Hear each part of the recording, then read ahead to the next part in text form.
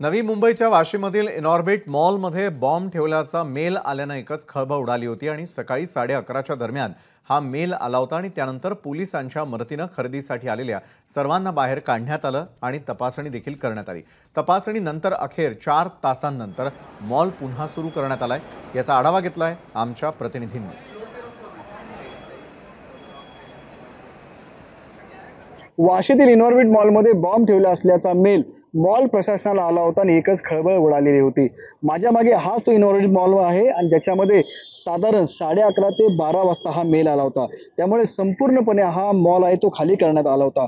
आज शनिवार असल्यामुळे मोठ्या प्रमाणामध्ये गर्दी ही मॉलमध्ये झालेली होती। खरेदीसाठी लोक आले होते, हॉटेलिंगसाठी लोक आले होते। त्यामुळे जवळपास हा मॉलमध्ये आपण जर पाहिलं तर 150 वेगवेगळ्या पद्धतीचे शॉप्स आहेत।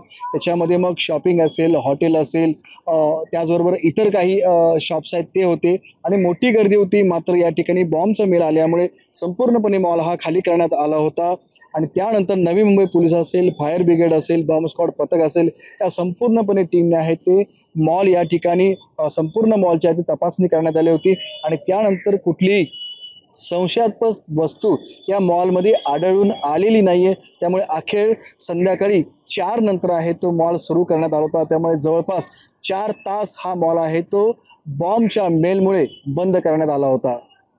विनायक पाटील, एबीपी माझा, नवी मुंबई। एबीपी माझा, उघडा डोळे बघा नीट।